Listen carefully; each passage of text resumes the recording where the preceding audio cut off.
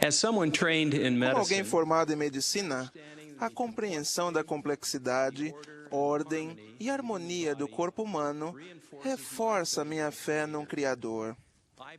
Creio em Deus. Creio que Ele nos criou. A alternativa à crença num Criador é acreditar que a vida surgiu de modo espontâneo, por acaso. Não creio nisso. E se Deus nos criou, não seria lógico supor que em seguida nos deixaria sozinhos. Faz sentido que Ele nos tenha deixado orientações. Algumas dessas diretrizes vieram na forma do que chamamos de mandamentos. Os mandamentos não nos foram dados para oprimir-nos ou restringir-nos. São balizas de um Pai Celestial onisciente para ajudar-nos a evitar problemas, trazer-nos a plenitude da felicidade nesta vida e levar-nos de volta à sua presença em segurança. Num discurso na Universidade de Brigham Young em 1994, o rabino Harold Kushner disse: "Sou um judeu tradicional e observo as leis alimentares. Suponho que a maioria de vocês acha que passo o dia inteiro resmungando para mim mesmo. Ai, como eu gostaria de comer costeletas de porco, mas Deus, tão malvado e cruel, não permite."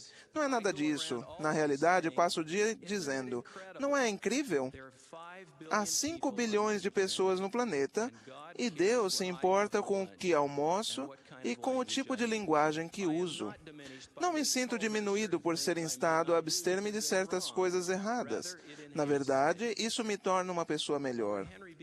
Como o elder Henry B. Eyring disse na primeira transmissão mundial de treinamento de liderança, "O Senhor deu-nos seus padrões de dignidade. Ele não o fez para afastar-nos dele, mas sim para que nos aproximemos dele." Irmãos e irmãs, guardar os mandamentos faz toda a diferença nessa vida e na vindoura. Para sermos dignos do reino celestial e da alegria que lá existe, precisamos guardar os mandamentos. O único padrão que faz sentido para qualquer um de nós é o padrão celestial. Em Doutrina e Convênios, lemos: Porque aquele que não consegue viver a lei de um reino celestial, não consegue suportar uma glória celestial. É simples mesmo. Porém, não precisamos esperar para sentir a alegria celestial. A obediência aos mandamentos traz alegria aqui e agora. Meu receio é que muitos de nós não estejam inteiramente comprometidos com a observância de todos os mandamentos. Esses santos não estão dispostos a deixar o mundo totalmente para trás. Estão divididos. Na sessão de liderança do sacerdócio de uma conferência regional, entoamos o hino, ó Elders de Israel. O coro contém a estrofe, "Adeus, ó Babilônia, nós vamos partir." Depois de cantarmos, o elder Neil A. Maxwell discursou e mencionou que dar adeus à Babilônia é de fato uma das nossas dificuldades.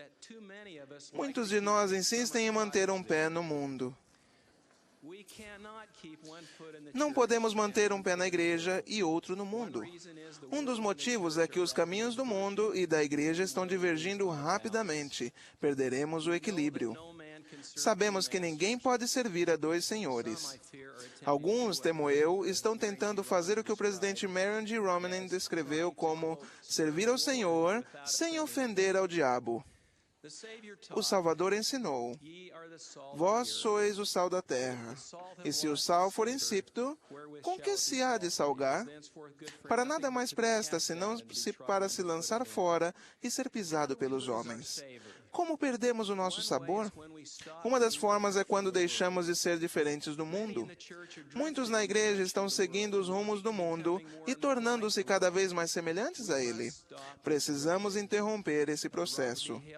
O elder Robert D. Hales disse: "Como santos dos últimos dias, não precisamos parecer-nos com o mundo. Não devemos divertir-nos como o mundo. Nossos hábitos pessoais têm de ser diferentes. Nossas recreações devem ser diferentes.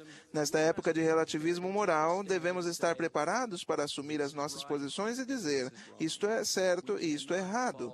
Não podemos seguir a multidão." Mas é claro que não estou sugerindo que nos mudemos para o deserto e tranquemos as portas. Podemos estar no mundo, ir à escola, ir ao trabalho, participar de organizações comunitárias de valor e assim por diante.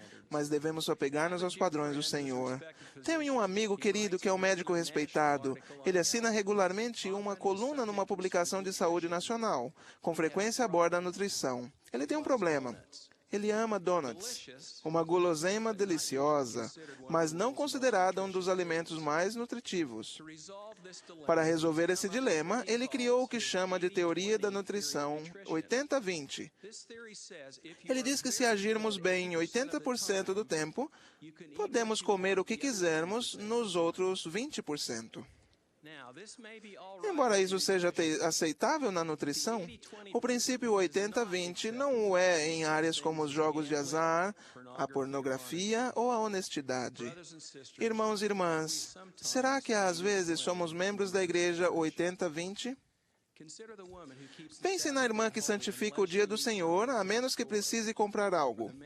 Ou no irmão que é honesto em todas as suas intenções, mas não consegue resistir à tentação de adulterar suas deduções tributárias, porque isso representa uma economia de $1.000. Ou no pai que é bondoso e carinhoso com a esposa e filhos, exceto após um dia difícil no trabalho.